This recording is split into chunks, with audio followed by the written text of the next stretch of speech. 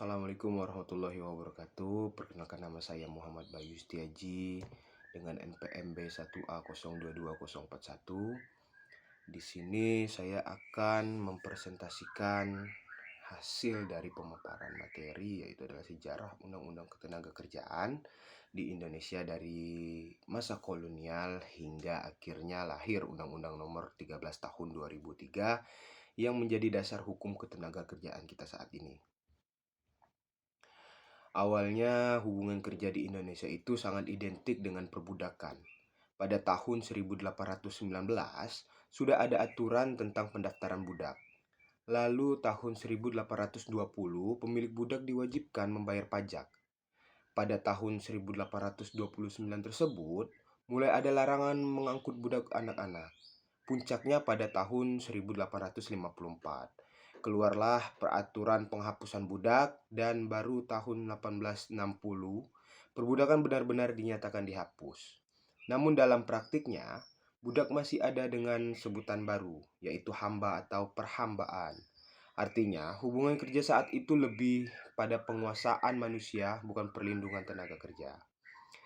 Setelah perbudakan dihapus, muncullah Coeli Ordonanti tahun 1880. Di sini pekerja disebut coeli atau kuli dengan kontrak kerja yang seringkali menindas dan eksploitatif. Banyak pekerja yang terjebak kerja paksa dan istilah kuli perlahan diganti dengan sebutan buruh. Namun aturan ini akhirnya dihapus menjelang akhir masa kolonial Belanda, yang berarti hukum ketenagakerjaan mulai muncul meski masih bersifat menindas. Menjelang kemerdekaan, mulai ada aturan yang lebih manusiawi. Pada tahun 1925, ada pembatasan kerja anak dan kerja malam bagi wanita. Lalu pada tahun 1926, aturan tentang anak-anak yang bekerja di kapal. Kemudian pada tahun 1936 dibuat aturan pencarian calon pekerja. Dan pada tahun 1939 adanya ordonasi pemulangan buruh dari luar negeri. Dari sini terlihat bahwa perlindungan pekerja mulai diperhatiin. Pada zaman setelah kemerdekaan 1951 sampai 1969, pada tahun 1951 tersebut Undang-Undang Nomor 1 menyatakan berlakunya Undang-Undang Kerja 1948 untuk seluruh Indonesia. Lalu Undang-Undang Perjanjian Perburuan tahun 1954, Undang-Undang Penempatan Tenaga Kerja Asing tahun 1958, hingga Undang-Undang Wajib Kerja Sarjana 1961. Puncaknya pada tahun 1969, lahirlah Undang-Undang Ketentuan Pokok Tenaga Kerja. Maknanya, negara kita mulai serius membangun sistem undang-undang ketenagakerjaan nasional pada tahun 1951 sampai 1969 atau setelah kemerdekaan. Menjelang reformasi, pemerintah mengeluarkan Undang-Undang Nomor 25 tahun 1997 tentang ketenagakerjaan.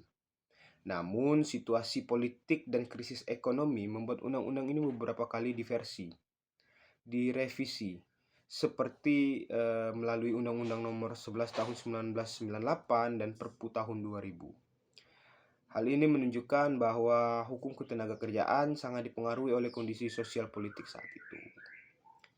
Setelah melewati perjalanan yang panjang dari era perbudakan tahun 1819 sampai 1860, masa kuli ordonanti pada tahun 1880 menjelang kemerdekaan 1925 sampai 1939, setelah kemerdekaan 1951 sampai 1969, menjelang reformasi 1997 sampai 2000, akhirnya lahirlah Undang-Undang Nomor 13 Tahun 2003. Undang-undang ini menjadi dasar hukum ketenagakerjaan yang berlaku hingga sekarang. Isi utamanya mencakupi perencanaan tenaga kerja, hubungan kerja, perlindungan hak pekerja, dan pembinaan hubungan industrial. Yang berarti undang-undang ini mencoba menyeimbangkan antara kepentingan pekerja dan pemberi kerja. Jadi perjalanan hukum ketenagakerjaan di Indonesia itu lumayan cukup panjang, dimulai dari perbudakan, masa kuli, hingga pekerjaan modern. Setiap era dipengaruhi oleh kondisi sosial, politik, dan ekonomi bangsa. Hingga akhirnya lahirlah Undang-Undang Nomor 13 Tahun 2003 yang menjadi simbol modernisasi hukum ketenagakerjaan di Indonesia. Sekian dan terima kasih. Mungkin cukup itu yang dapat saya sampaikan. Bila ada salah kata saya minta maaf, dan kepada Allah saya mohon ampun. Wabillahi taufiq wal hidayah. Wassalamualaikum warahmatullahi wabarakatuh.